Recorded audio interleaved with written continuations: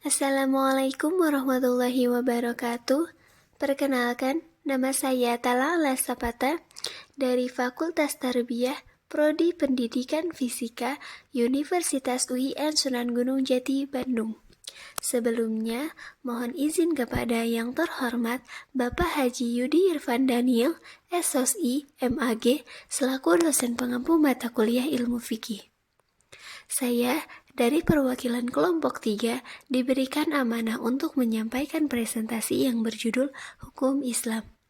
Adapun anggota dari kelompok 3 yaitu Rini Agustin, Yundagara, dan saya sendiri Tala Lasapata.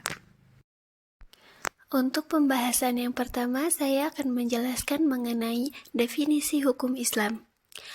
Hukum Islam atau syariat Islam adalah sistem kaidah atau hukum-hukum yang diperintahkan oleh Allah kepada umatnya melalui Rasulullah SAW, baik berhubungan dengan kepercayaan atau akidah maupun amaliyah, yang didasarkan pada wahyu Allah Subhanahu wa Ta'ala dan sunnah Rasul mengenai tingkah laku mukallaf atau orang yang sudah dapat dibebani kewajiban yang diakui, diyakini, dan mengikat bagi semua pemeluknya. Jika dilihat dari perspektif historinya, hukum Islam pada awalnya merupakan suatu kekuatan yang dinamis dan kreatif.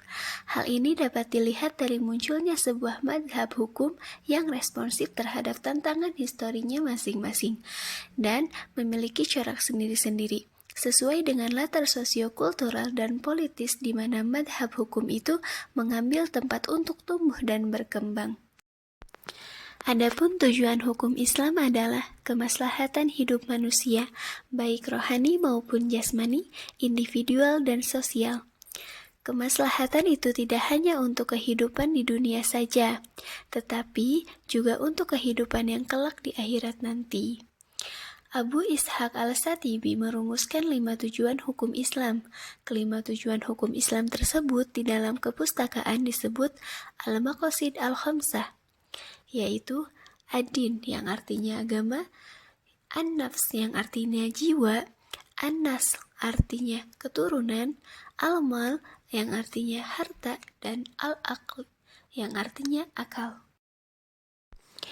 Untuk pembahasan selanjutnya mengenai sejarah pertumbuhan dan perkembangan hukum Islam.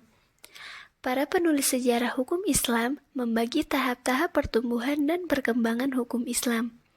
Ada yang membagi ke dalam 5, 6, atau 7 tahapan. Namun, sebagian besar penulis hukum Islam mengelompokkan pembagian tahapan tersebut ke dalam 5 tahapan, yaitu yang pertama masa Nabi Muhammad, yang kedua masa Khulafaur Rasyidin, yang ketiga masa pembinaan, pengembangan, dan pembukuan, yang keempat masa kelesuan pemikiran, dan yang terakhir masa kebangkitan kembali.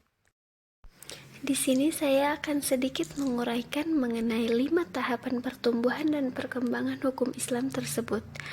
Yang pertama, masa Nabi Muhammad SAW terjadi pada tahun 610 Masehi sampai 632 Masehi. Rasulullah SAW dilahirkan pada tanggal 12 Rabiul Awal sekitar tahun 571 Masehi di Mekah. Beliau diberi nama Ahmad atau ada yang menyebutkannya Muhammad, yang berasal dari akar kata yang sama yang memiliki arti terpuji. Ketika berumur 40 tahun, beliau mendapatkan risalah kenabian yang disampaikan oleh Jibril, yaitu setelah beliau berhalwah di dalam Gua Hiro. Sejak mendapatkan wahyu pertamanya itulah beliau mulai melakukan dakwah. Dakwah yang beliau syiarkan pada awalnya beliau lakukan secara sembunyi-sembunyi. Pada waktu itu, dakwah yang beliau sampaikan adalah tentang penyembahan dan pengesaan Allah Subhanahu wa Ta'ala. Hal ini sangat bertentangan dengan keyakinan penduduk kota Mekah pada saat itu. Setelah 13 tahun Nabi Muhammad SAW berdakwah di Mekah, kemudian beliau berhijrah ke Madinah. Kedatangan beliau disambut hangat oleh para penduduk Madinah. Kemudian, di Madinah beliau mulai menyiarkan ajaran agama Islam yang sebagian besar kandungan dari apa yang beliau syiarkan di Madinah, yaitu ajaran mengenai yang pertama, muamalah sesama muslim, yang kedua, perniagaan, pemerintahan, serta politik yang sesuai dengan ajaran Islam. Yang ketiga, pembentukan pasukan pertahanan. Kemudian yang kedua, masa Khulafaur Rasyidin. Setelah wafatnya Rasulullah Shallallahu Alaihi Wasallam, maka diperlukan pengganti sebagai pemimpin umat Islam. Pengganti Rasulullah ini disebut dengan khalifah. Pemilihan pengganti Rasul ini ditunjuk kepada para sahabat Rasul. Para sahabat Rasul yang terpilih untuk menjadi khalifah adalah sebagai berikut. Yang pertama, Khalifah Abu Bakar As-Siddiq. Beliau adalah seorang ahli hukum yang tinggi mutunya. Banyak tindakan beliau yang dicatat dalam sejarah Islam, di antaranya pidato pelantikannya dan cara beliau dalam memecahkan persoalan yang timbul di kalangan masyarakat. Kemudian, pembentukan panitia khusus yang bertugas mengumpulkan ayat-ayat Al-Quran. Khalifah yang kedua adalah Khalifah Umar bin Khattab. Masa pemerintahan Umar berlangsung dari tahun 634 Masehi sampai 644 Masehi. Beberapa usaha yang telah beliau lakukan pada masa pemerintahannya diantaranya adalah sebagai berikut. Yang pertama, penerapan tahun Islam yang sekarang dikenal sebagai tahun Hijriah. Yang kedua, penetapan Umar yang masih diikuti oleh seluruh umat Islam sampai saat ini, yaitu kebiasaan untuk sholat tarawih. Selanjutnya yang ketiga, Khalifah Utsman bin Affan. Masa pemerintahan Utsman bin Affan berlangsung dari tahun 644 Masehi sampai 656 Masehi. Produk hukum yang dibangunnya dapat juga dilihat dari jasa-jasa besarnya yang paling penting, yaitu tindakannya telah membuat mushaf Al-Quran.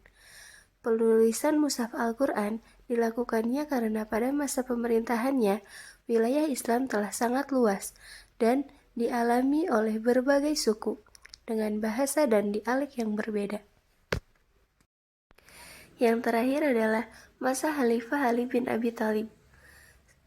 Ia memerintah dari tahun 656 Masehi sampai 662 Masehi.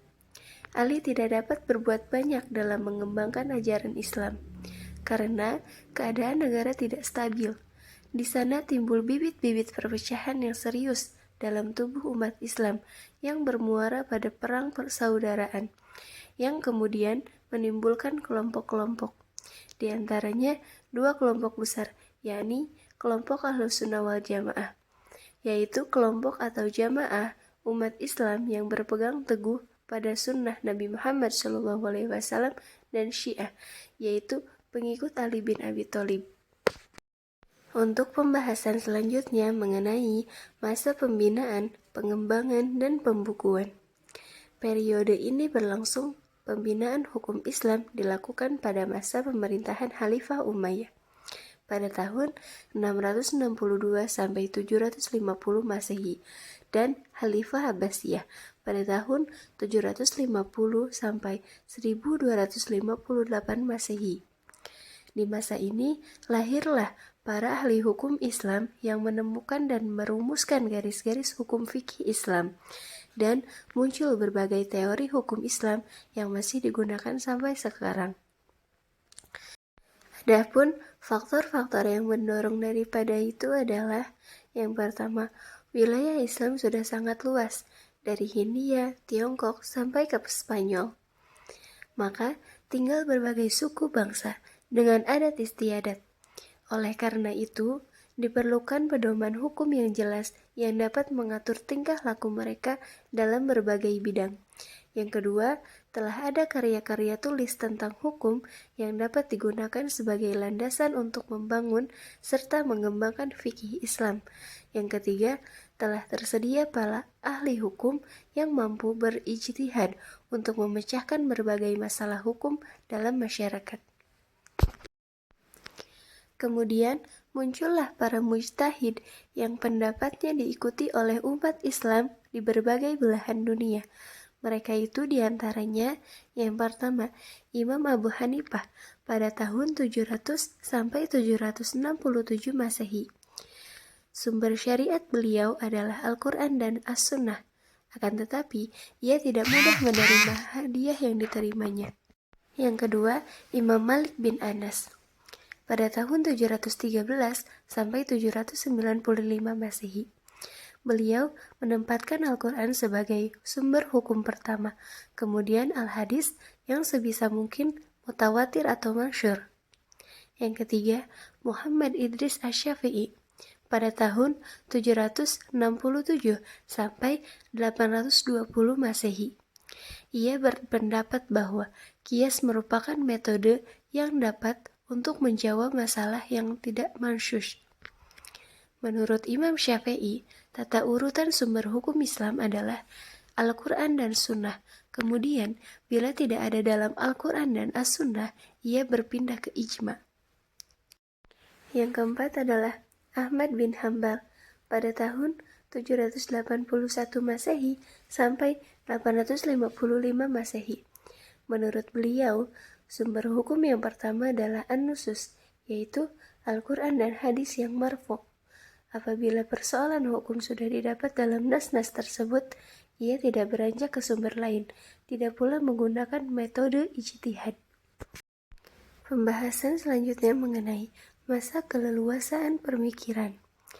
Ciri umum pemikiran hukum dalam masa ini adalah para ahli hukum tidak lagi memusatkan usahanya untuk memahami prinsip-prinsip atau ayat-ayat hukum yang terdapat pada Al-Quran dan Sunnah, tetapi pikirannya ditumpukan pada pemahaman perkataan-perkataan, pikiran-pikiran hukum para imamnya saja. Keadaan ini dalam sejarah dikenal dengan periode kemunduran dalam perkembangan hukum Islam, yang disebabkan oleh beberapa faktor, antara lain, yang pertama, kesatuan wilayah Islam yang luas telah retak dengan munculnya beberapa negara baru, baik di Eropa, Afrika, Timur Tengah, dan Asia. Yang kedua, ketidakstabilan politik yang menyebabkan ketidakstabilan berpikir. Yang ketiga, pecahnya kesatuan kenegaraan atau pemerintahan. Itu menyebabkan merosotnya kewibawaan pengendalian perkembangan hukum. Pembahasan yang terakhir adalah masa kebangkitan kembali pada abad ke-19 sampai sekarang. Pada masa ini, muncullah gerakan-gerakan baru, diantaranya gerakan para ahli hukum yang menyarankan kembali kepada Al-Quran dan Sunnah, yang disebut gerakan salaf atau salafiyah.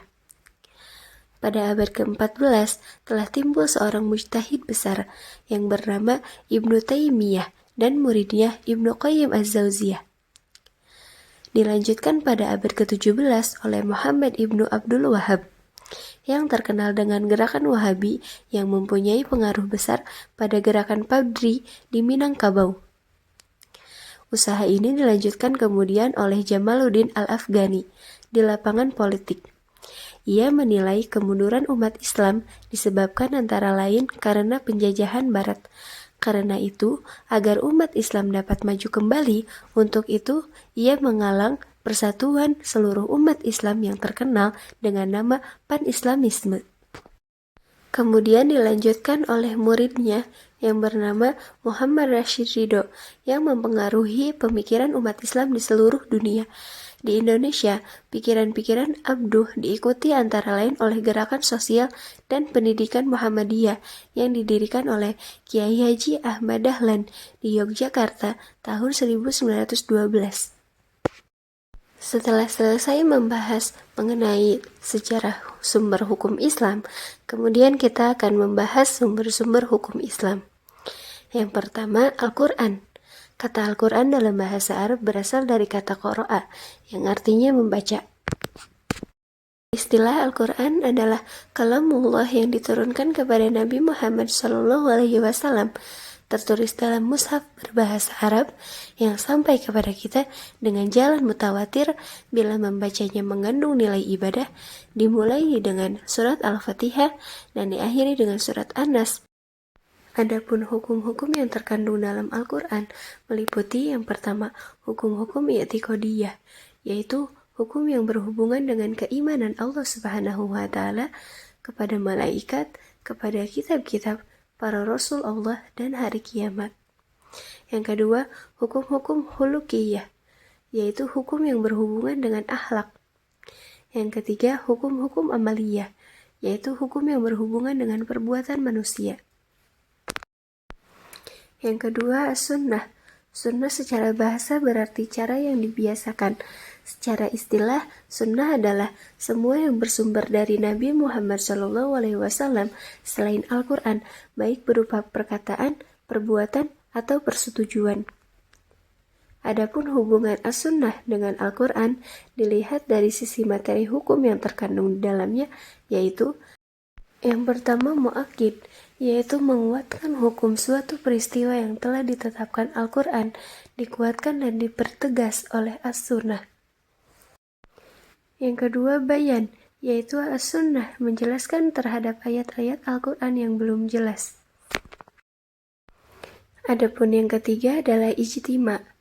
Ijma berasal dari bahasa Arab yang berarti kesepakatan para ulama dalam menetapkan suatu hukum-hukum dalam agama yang berdasarkan Al-Quran dan hadis dalam suatu perkara yang terjadi.